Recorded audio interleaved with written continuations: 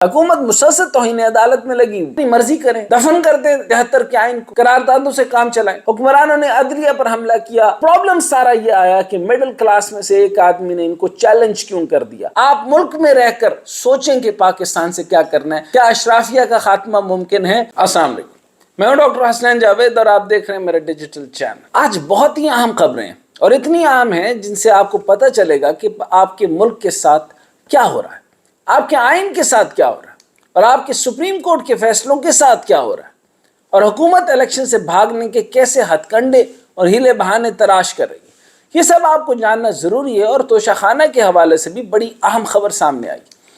اگر آئین بول سکتا تو ضرور کہتا کہ اگر اس کی شکوں کے ایسے ہی دھجیاں اڑانی تھی تو پھر بہتر ہے اسے لپیٹ اور رکھتے اور اپنی مرضی کریں، دفن کر دیں 73 کے آئین کو، قراردادوں سے کام چلائیں، جو بھی کام کرنا ہو۔ ڈکٹیٹرشپ میں نہیں ہو رہا بلکہ آپ کے نام نہاد جمہوریت میں یہ ہو رہا ہے، اور سپریم کورٹ اور آئین کے شکوں کی خلاف ورزی کہیں اور نہیں، آپ کی اپنی پارلیمنٹ میں ہو رہی ہے۔ پہلی خبر تو یہ ہے کہ حکومت نے الیکشن روکنے کے لیے ساکھدار کے ذریعے منی بل پیش کر دیا۔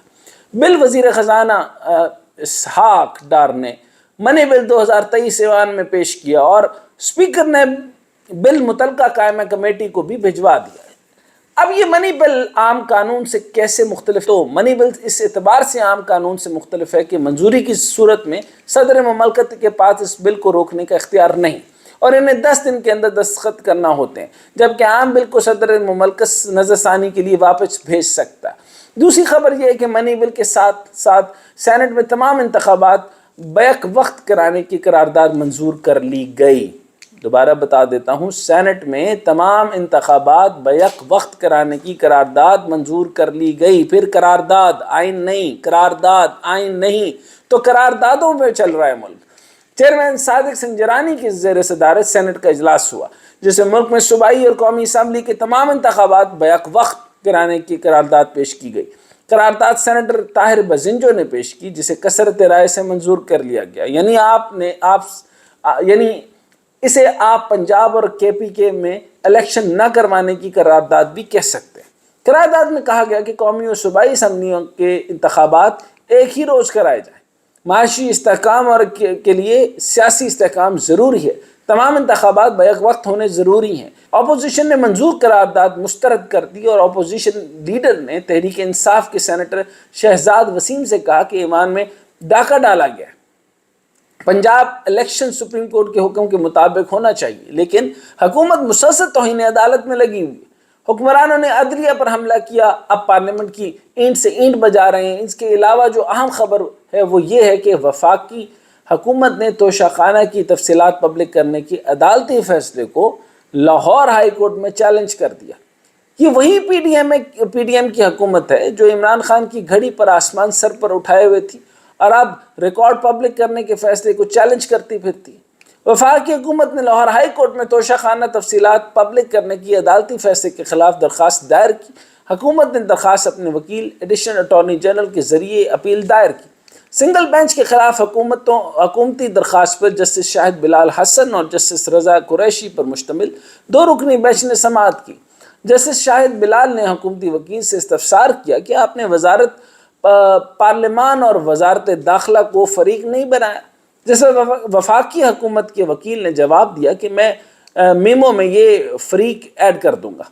وکیل وفاقی حکومت نے اپنے دلائل میں کہا کہ سنگل بینچ نے تحائف دینے والے ممالک کا ریکارڈ پبلک کرنے کا کہا۔ حکومت نے توشہ خانہ کے تحائف ریکارڈ پبلک کر دیا اور سب کچھ ویب سائٹ پر ڈال دیا۔ تحائف کے سورسز کی حد تک ریلیف مانگا ہے۔ جسٹس رضا قریشی نے استفسار کیا کہ کیا تحائف لینے والے ڈکلیئر بھی کر رہے تھے کہ نہیں۔ جسٹس شاہد بلال حسن نے استفسار کیا کہ اگر ہمیں کوئی گفٹ دے تو ہم بھی تحائف ڈکلیئر کرنے کے پابند ہیں۔ 1990 سے پہلے کا ریکارڈ کدھر ہے؟ وکیل وفاقی حکومت نے جواب دیا کہ 1990 سے پہلے کا ریکارڈ ہمارے پاس نہیں ہے، جس پر جسٹس شاہد بلال حسن نے ریمارکس دیے کہ ریکارڈ آپ کے پاس ہونا چاہیے، آپ حکومت ہیں۔ وکیل وفاقی حکومت نے عدالت میں موقف پیش کیا کہ ایک خاص خطے کے لوگ بہت مہنگے گفٹ دیتے ہیں، جب مہنگے گفٹ ملتے ہیں تو باتیں ہونا شروع ہو جاتی ہیں۔ عدالت نے وفاق سے توشہ خانہ کا 1947 سے یعنی 1947 سے 2001 تک کے ریکارڈ سے متعلق جواب طلب کر لیا۔ فریقین کو 17 اپریل کے لیے نوٹس بھی جاری کر دی، جسٹس شاہد بلال حسن نے ریمارکس دیے کہ ہم فریقین کو مکمل سن کر فیصلہ کریں گے۔ یہ تمام معاملات جو توشہ خانہ کے متعلق ہوئے، تو اس کا مطلب یہ ہوا کہ عمران خان صاحب تو کلیئر ہو گئے، ان کا معاملہ تو کلیئر ہو جائے گا اور وہ اس کے اندر کچھ ہے بھی نہیں، لیکن جن کے تمام تر راز کھلنے ہیں کہ کہاں سے کیا اور کیسے کیسے اور کیسی اور کتنی سستی چیزوں تک کے لیے بھی توشہ خانہ سے رجوع کیا گیا۔ بہت اچھا فیصلہ ہے 1947 سے یہ کھولا جائے، 2001 تک کا ریکارڈ مانگا گیا، بہت شاندار کیا۔ اب آپ لوگوں کو سمجھ آئے گی کہ یہ جب معاملات کھلتے ہیں تو یہ ان سب کے لیے جائز ہے۔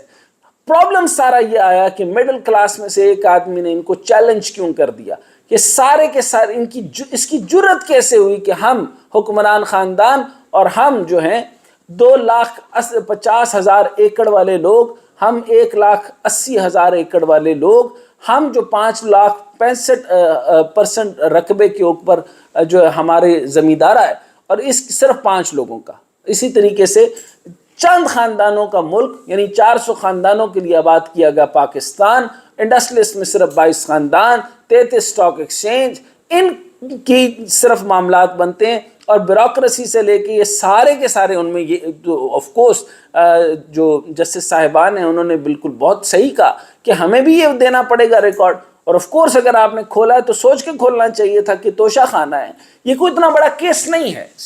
یقین کیجئے ملکوں کے اندر یہ معاملات ہوتے ہیں، اگر ایک طریقہ کار تھا تو اس میں تو عمران خان کو آپ شاباش دیتے کہ 20% پہ بات ہوئی تھی کہ آپ نے 20% پے کرنا ہے اس کا، یعنی اس کی ٹوٹل رقم لاگو کرنی ہے، اور اس کی جو ہے مارکیٹ پرائس کا 20% آپ نے پے کرنا ہے، آپ کا تحفہ ہے، یہ تو آپ ملک کی خدمت کے لیے دے رہے ہیں کیونکہ آپ اس منصب کی وجہ سے یہ گفٹ لے رہے ہیں۔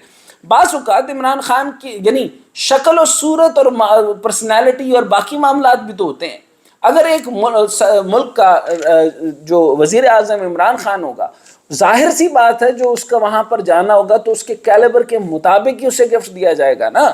ممکن ہے کہ وہ وہاں کا پہلے ہی ہیرو، کوئی بھی آدمی، مطلب فور ایگزامپل کوئی لیڈر بہت زیادہ چاہا جانا والا ہو، یہاں پہ مہاتیر آئے جب ان کو خیر سگالی کے لیے آف کورس ان کو شاندار گفٹ ہی دینا چاہیے۔ اسی طریقے کے معاملات جو ہیں وہ توشہ خانہ میں 20% پہ تھے، عمران خان نے 50% پہ کیے۔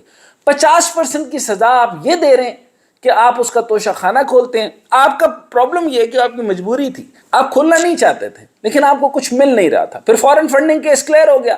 ابھی پھر آپ کیا کریں گے؟ بس سارے کے ساری ابراج گروپ سے لے کر ساری چیزیں آپ نے کلیئر کی کہ وہ کوئی کرمنالٹی کی بیسس کے اوپر جو ہے وہ ٹریل نہیں ثابت ہوئی، چنانچہ وہ بھی کلیئر۔ اب پوائنٹ یہ ہے کہ وہاں پر ایک سسلین مافیا کا ایک رہنما وہاں پر جو ہے وہ شاہی مہمان ہوگا، کیونکہ اوبرائے کا ہوٹل ہو سکتا ہے تو یہاں پہ یہ کیوں نہیں جا سکتے، اور نواز شریف صاحب وہاں پر ضرور جائیں گے، ظاہر سی بات ہے، بہت اور سے مافیا کے لوگ بھی جاتے ہیں، اس سے تو کوئی پرابلم نہیں ہے۔ بہرحال اب یہ معاملہ جو بننے جا رہا ہے یہ ہے کہ وہ وہاں سے ہے، یعنی ووٹ کو عزت دو والا وہ وہاں ہے، اور یہ یہاں ڈیرے ڈال کے زمان پارک میں بیٹھا ہے، اور اس نے پورے پاکستان کو جگا دیا۔ اب دیکھیں یہ جگاتے ہیں یا نہیں جگاتے، کام کرتے ہیں یا نہیں کرتے، اب آپ جوانوں کا کام ہے۔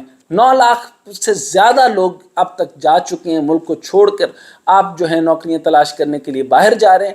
آپ ملک میں رہ کر سوچیں کہ پاکستان سے کیا کرنا ہے، کیا اشرافیہ کا خاتمہ ممکن ہے، یا اشرافیہ کی انفلوئنس سے نکل کر آپ اپنے ملک کو جو ہے وہ بہتر کر سکتے ہیں، ہاں یا نہ، یہ فیصلہ آپ کے ہاتھ۔